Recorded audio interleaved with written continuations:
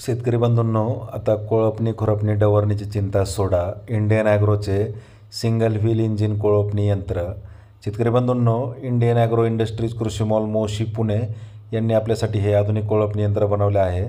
तर सोयाबीन असेल, मका, ज्वारी, हरभरा, उडीद, मूग, गहू, बाजरी, कोबी, फ्लॉवर, टोमॅटो, वांगी, मिरची या व अन्य पिकांच्या कोळपणी खुरपणी डवरणीसाठी हे सिंगल व्हील इंजिन कोळपणी यंत्र अतिशय उपयुक्त आहे.